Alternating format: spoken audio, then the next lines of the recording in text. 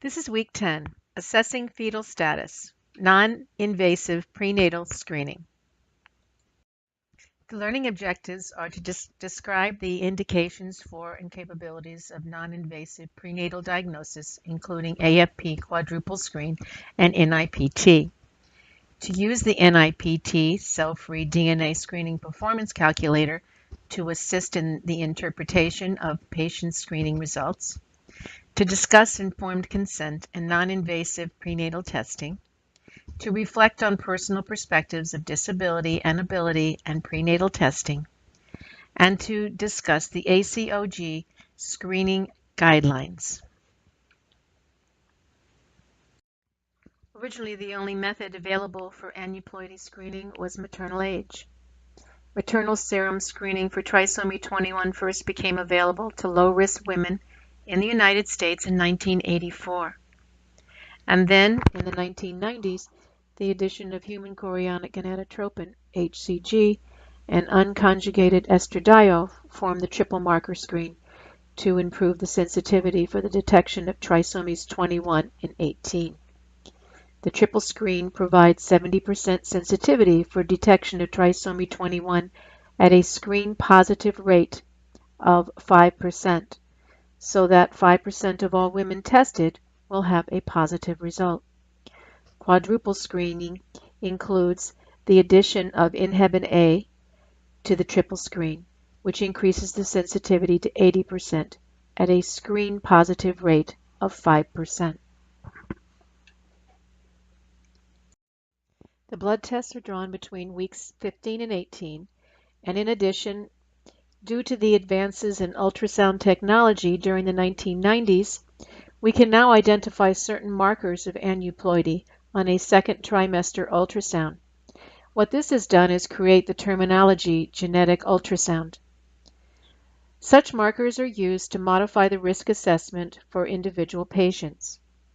If we look at something called the thickened nuchal translucency, NT, this is measured at the end of the first trimester and is associated with aneuploidy and multiple other genetic and anatomic abnormalities, particularly cardiac anomalies.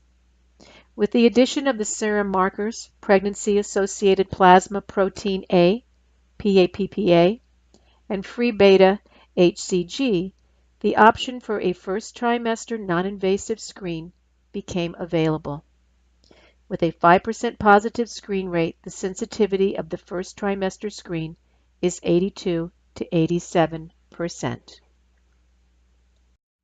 This slide is showing you an ultrasound of a normal baby fetus and of an abnormal baby that is showing the nuchal translucency. Please go to the site to learn more about nuchal translucency. The first and second trimester tests can be combined in a variety of ways, and with a 5% positive screen rate, the sensitivity of these tests reaches 96%. Let's also remember that CVS and amniocentesis offer the diagnostic accuracy that approaches 100%, but they do incur a very small risk for pregnancy loss. So if we were to look at combining various screening tests, we would see that trisomy 21 is associated with increased maternal age, increased NT thickness, increased maternal serum free beta HCG, and decreased serum pregnancy-associated plasma protein A. Should be done, these tests, between 11 to 14 weeks gestation, and with a false positive rate of 5%, the detection rate of trisomy 21 utilizing these tests at this time period, during this time period, would be 90%. In 2011, the ability to screen for cell-free fetal DNA, cfDNA, in maternal blood became available commercially, and it has revolutionized fetal aneuploidy screening. NIPT was first introduced as a screening test for Down syndrome.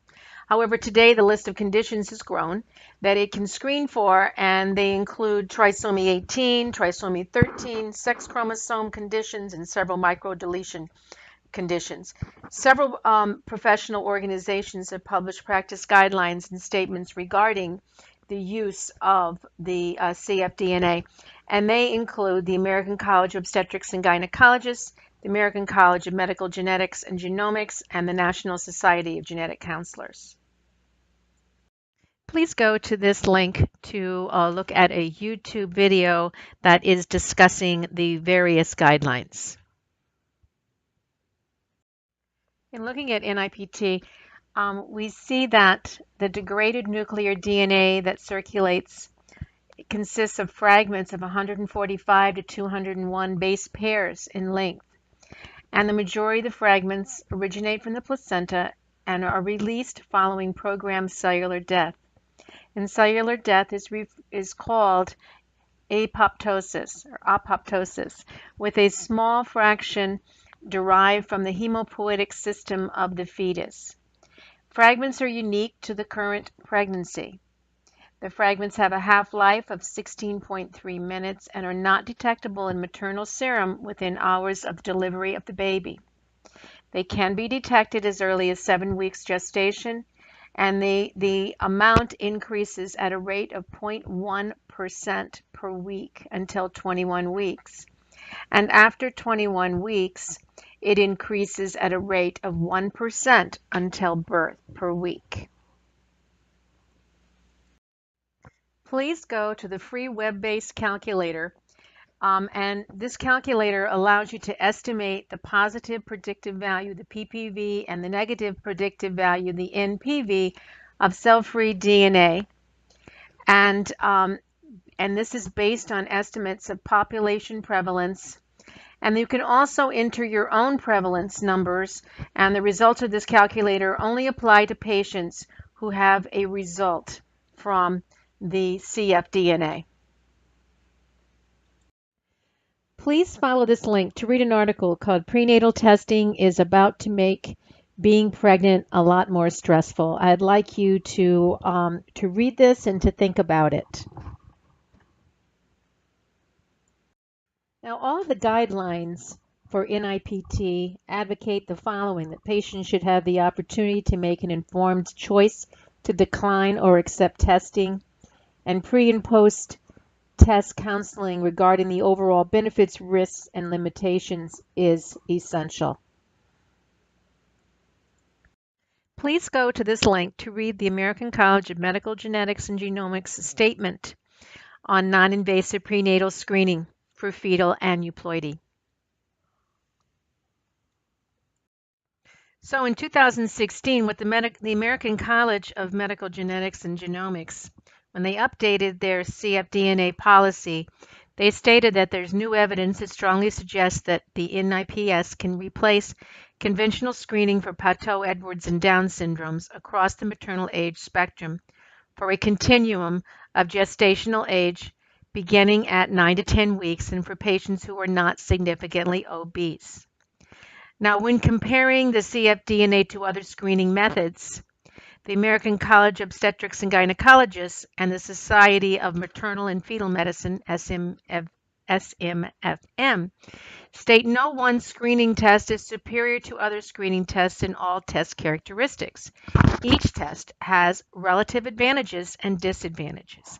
And the International Society of Prenatal Diagnoses, ISPD, discourages the use of maternal age as an indicator of prior risk and states that cfDNA is one possible primary screening approach for women, regardless of age or other risk factors.